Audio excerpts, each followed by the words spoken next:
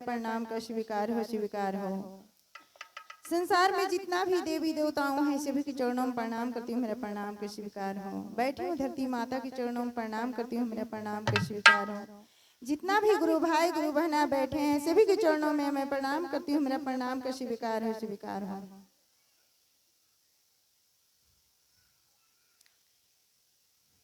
घर वाला गाय मंदिरवा है कतई से, ए घर वाला गाय मंदिरवा है कतई से,